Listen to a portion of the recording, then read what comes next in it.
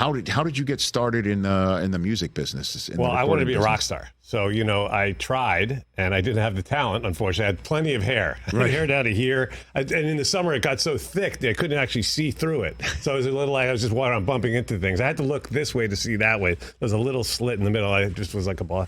And anyway, set myself on fire smoking weed a couple times, I'm sure, but whatever. And so my dad gave me a year off.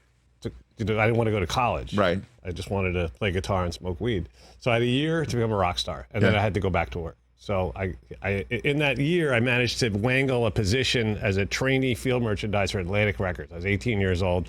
I was like, this is the greatest job ever. $4 an hour, free records, and I get to put up Led Zeppelin posters all day and AC/DC. I'm like, this is the greatest job ever. Yeah. But then I decided I wanted to find a band because I thought maybe if I could find an artist that becomes a hit, not only could I live vicariously through them, but also maybe I could get a job doing that. Mm-hmm. And I was like, so I had to figure out how to do that. So I did. Who'd you find? I found a band called Zebra, and I found them in the most random way. Well, yes and no. I mean, I decided I would study this trade industry publication called Album Network. Every week they would publish the list of all 190 rock stations in the country, the playlist. Yes. So I thought, I'm going to study this list. My eyes were really good back then. I could study this list and find an act that's being played on one of these stations that isn't already signed. Right. Maybe that would be a tip-off, right? Sure enough, I found a station on Long Island called WBAB. They were playing a band called The Lines. I call up the program director. I said, what's this? He goes, it's nothing. I put it on as a favorite. First of all, I can't believe he took my call. But I said, well, if you were me, who would you sign? Which was a ridiculous thing to ask. I was 19 years old and high as a kite. Maybe I was 18. He says, let me tell you about Zebra. I go, what's Zebra? He goes, it's the most requested band at this radio station. I go, you mean the most requested local band? He goes, no, schmuck. He says, listen, number one is Zebra. 2 was like, it was Zeppelin, Ozzy, and somebody else with 2, 3, and 4. I was like, oh my God, this is it. So, making a long story as short as I can, I made a copy of the cassette. I put it on the president of Atlantic's assistant's desk. Yeah. But there was a wall of cassettes on there. He was never going to listen to this thing. But as it happened, he grabbed a few cassettes off her desk to listen to on his drive home to Huntington, Long Island, where he lived. And he's listening in the car to a song called Who's Behind the Door, decides he hates it, pops it out of the tape deck, and was playing on the radio at that very moment. No kidding. Because his station was tuned to WBAB, which was the station. So it's just serendipitous, right? It was just magical. And he listened. Now he's like, what the hell's going on here, right? Like he did a full double take.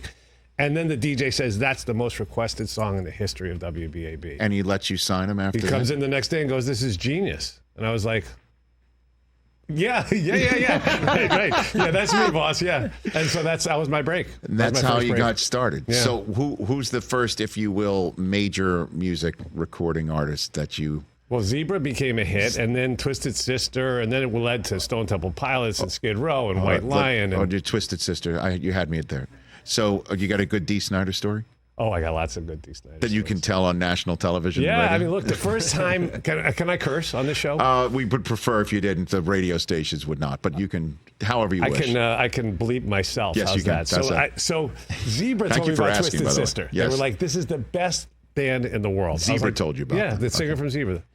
And his name was Randy Jackson, not the Randy Jackson we all know and love, but a different Randy Jackson. So, common name, I guess. Anyway, so he says, you got to see Twisted Sister. So, as it happened, Zebra was opening for Twisted Sister. So I drove to Poughkeepsie on a Wednesday night.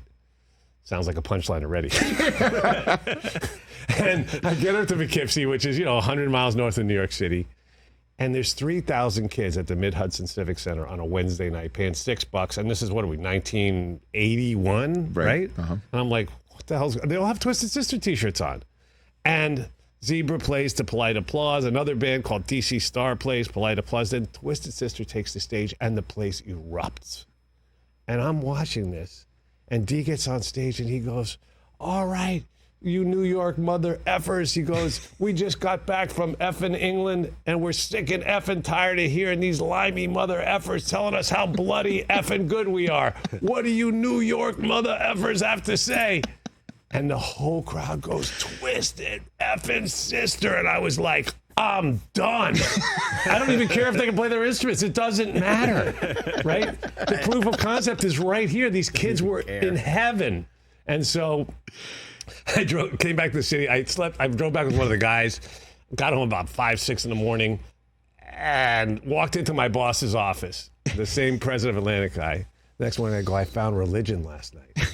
And he goes, what's wrong with you? And I go, Twisted Sister. And he goes, get out of my office. He had, they were a joke in the industry. They were wearing, makeup and nail polish and women's clothes. And they had been rejected by every label in the business. And I was like, I don't understand. And I went to see them the next night in South Jersey. Yeah.